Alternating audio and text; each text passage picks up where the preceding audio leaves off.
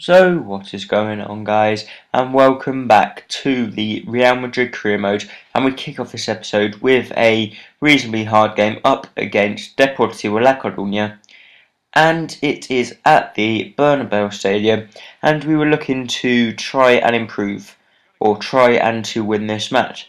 Cristiano Ronaldo here with a very good free kick, but it did then get a deflection off the wall and it went out for a corner. Ozil puts a lovely ball in the box, and no one better than Varane to go ahead and slot that into the back of the net with his head, and he is just in inspired form at the moment with the headers he's winning and the goals he's picking up. He is just a complete rock at the back, and him and Sergio Ramos they are like rocks. No one gets past them hardly ever. And as you see there, we do then make some substitutions as we bring Sterling on. But straight away, straight from the kickoff, or second half kickoff, they put a nice ball in the box and they go ahead and score through Nelson Oliveira.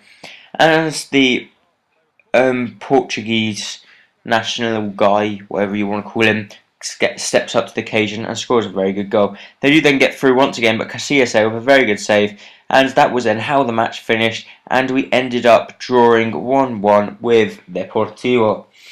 And I suppose it wasn't too bad drawing 1 with Deportivo. It wasn't the worst result ever, considering they weren't doing too bad in the league, Deportivo.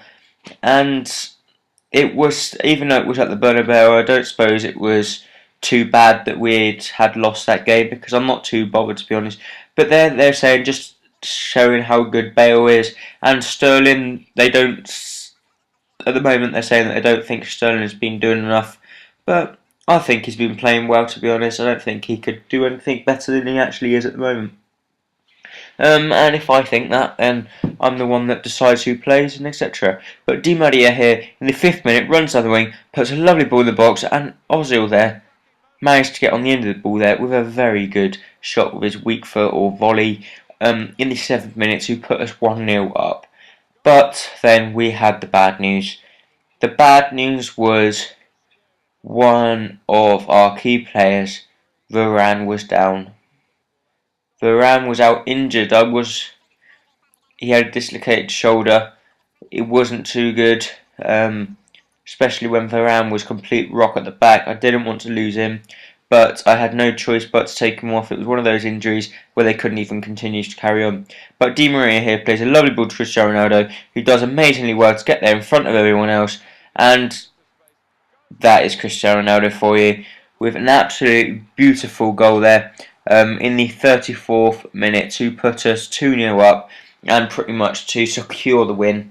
As you see there, with a lovely shot from the outside of his foot there, as it ended up in the back of the net. Then the one and only Gareth Bale was through. Can Gareth Bale score?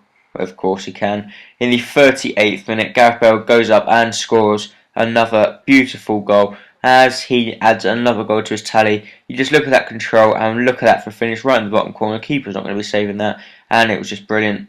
They did then go further on, but they did have a good shot there. But Casillas there with an absolutely world-class save to prevent them from getting back to 3-2, which would then end up piling the pressure on me.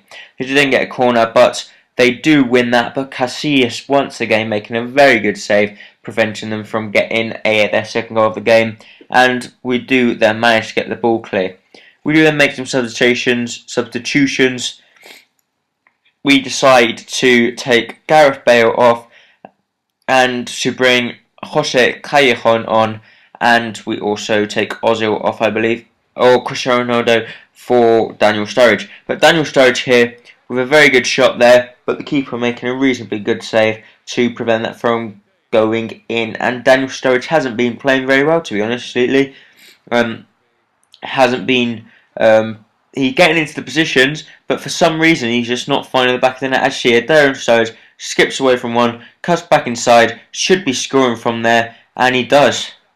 So what I was just saying just cancelled me out with a beautiful goal there from Daniel Sturridge in the 73rd minute, which I was happy about, that Daniel Sturridge had managed to get a goal. But for some reason, I know how good a player Daniel Sturridge is, but he hasn't seemed to be performing for me at the moment. But anyway, He then plays a wonderful ball through to Jose Callejon. He managed to get there before everyone else. Can he keep his cool? Yes, he can there. 78 minutes, and was that 4 or 5-0? It might be 4-0, I think. 4-0 up we was, or it might even be 5-0. But anyway, we were winning by quite a good margin. It was 5-0 against Celta de Vigo. But there, Daniel Sturridge plays a wonderful ball through to Di Maria, and Di Maria was through, and actually they clearly got tripped up. They had no excuse whatsoever to try and even defend their defender for that, because he completely tripped him up. No excuse. And I thought, I'll just let the one and only Di Maria take it. And Di Maria with his left foot, beautiful penalty, 84 minutes, and it ends up in the back of the net. So there we go. We managed to get him, Di Maria, getting the last goal, and that was 6-0. And Di Maria ended up with a 9.9 rating, and Daniel Sturridge also getting a 9.4 rating in that match. We did then get the confirmation of the injury, and it was 8 weeks for Rafael Varane, and that was a big blow, because Rafael Varane was one of the biggest players that I had, and he was the one that was picking up all them good headers. But I suppose it's not the end of the world when you've got someone like Pepe to come in. If you've got someone like Pepe to come in and to replace your centre back, I don't suppose it's too bad. It's not the end of the world when Pepe steps in, the animal and the beast of Pepe. If you've seen some other videos on if you don't know who Pepe is, put in YouTube Pepe disgusting or Pepe the animal, and you'll see the kind of stuff he does. He is a complete animal, but he is still a rock at the back. They do then come very close here. They put a lovely ball in the box, and Casillas there making a very good save, but fortunately we do manage to get the ball clear, and Di Maria was through here. Di Maria with a very good shot, but the keeper getting down low with his feet there to prevent that from going in, and for us getting our first goal of the game. And unfortunately the keeper does come out and manage to collect the ball, but in the 65th minute here they do have another chance to put the ball in the box, but Casillas with an absolutely wonderful save still prevents them from not getting a goal in the match. They do then put a nice corner.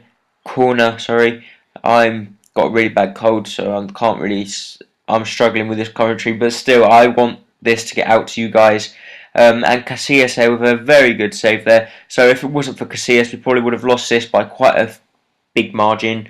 But they do then have another corner, and from that corner we do then manage to get the ball clear to Bale, but nothing come off of that, and we did decide to mix it up a little bit and put 2 up front to see if we could try and nick this result away from Mallorca, and hopefully we could. We were just really pushing. We thought we might be able to, and Di Maria here in the last minutes has a very good shot. The keeper makes a wonderful save there, and it didn't look like it was going to be my day, and no, it wasn't. That was how the game finished. The game did finish 0-0, and yeah, finished 0-0 to be honest, and Casillas there getting a reasonably good rating, and that's the end of this episode now, so please do not forget to like, comment and subscribe, and I hope to see you next time on whatever that episode might be. Bye bye.